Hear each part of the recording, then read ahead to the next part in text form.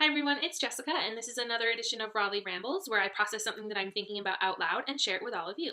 Tonight I want to take a moment to reflect on a facilitation that I just did this evening with some teachers who are participating in Project Cam Opener.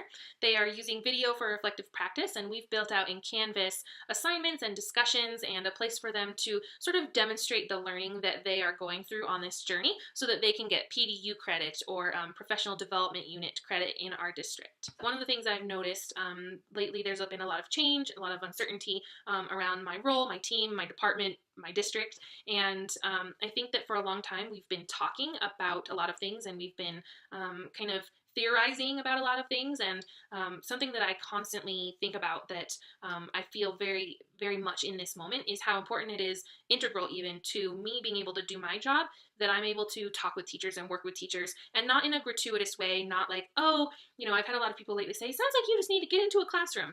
And that's true. I love being in classrooms. I love being around kids. I mean, I'm a teacher at heart. So anytime that I can spend time with kids and teachers and be in schools, it's fun. But it's different when you're there as an observer. You're sort of on the sidelines, or, yeah, you can go and talk to some kids, or maybe, try to jump into the activity that they're doing or the lesson that they're learning that day. But for the most part, you're a visitor. I guess that's the best way to put it, is that, you are a visitor in their space. And, I enjoy that. I think it's important that all people get a chance to visit other schools, whether you're a teacher in a classroom, you're a principal, or if you have a central office role. I think it's really important to be in schools and to, get a chance to just experience that as frequently as possible. But for me, that doesn't solve the problem that I'm trying to solve for, which is that I really thrive on building relationships with people and on supporting them and them supporting me. And so it's a very symbiotic, I hope they feel this way too, but I feel like it's a very symbiotic relationship where, I mention something that might help them, or they say a problem that they have, and I say, well, have you tried this? Or,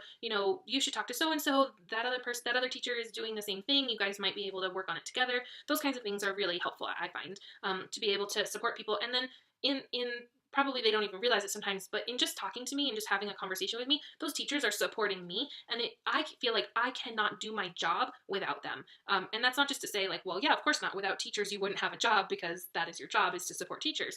But really and truly, I can't do my job effectively unless I am able to have teachers who, it doesn't even have to be a formal conversation. It can be very casual, conversation. A lot of times, like tonight, because we met for that time to talk about one specific formal thing, we also ended up having all these other conversations. They were sharing with me ways that they've used video in their classrooms this year. They were talking about some of the challenges. They were asking questions that they haven't had a chance to ask previously. We were talking about sort of the structure of a reflective practice cycle and what that might look like. And then we also had all kinds of other conversations about, oh, I'm giving this presentation next week, and, when can we sync up so that I can, get some support with that, and I can show you what I've created, and talking to another teacher about a community of practice that she's trying to build, and being able to share some new people who she can reach out to try to build her community, and just giving her some ideas. And she in turn said, I think one of the reasons people haven't been using the Google Classroom groups is because of blah, blah, blah, blah, blah. And so just like all of the things that I gathered from being with those teachers for an hour, that informs my work, and that helps me to know this is on the right track, this isn't, we need to tweak this. And for me, that's like a feedback cycle, I guess. But it's not a formalized one, because it's not a survey. It's not me going out and interviewing teachers. It's nothing like that. It's just that the more that we're connected to the people who we serve, the more we are able to serve them. And I also noticed, just on a personal note, I walked out of the school where we were having this meeting tonight feeling happier and more fulfilled and more excited about my work than I have in a really, really long time. And so I guess I'm just trying to dig around in some of that and figure out what are the things. I know that I love working with teachers. I know that I love talking with them and building relationships with them. And, a lot of these teachers are teachers who I have relationships with. And so it was great to just see them again. But there's something else there. And I'm kind of just trying to parse all of that out and figure out what are the reasons that was an ideal situation for me. Now, granted, facilitating a 5 o'clock meeting every day after school is not going to fill my bucket, but it's about sort of the full picture, right? Like doing that more, going to schools during the day more, working with teachers on their plan time, doing coaching, like whatever that, I guess it's a recipe. It's like, what is the perfect mix?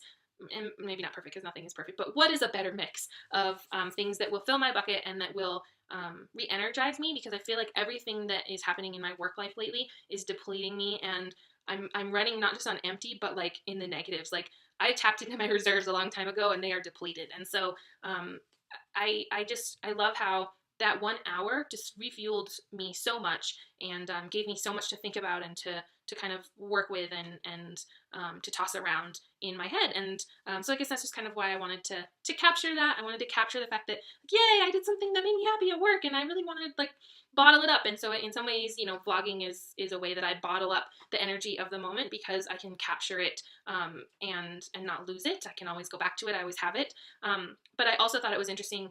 I got out to the car and my first instinct was I need to vlog. Oh, it's too dark.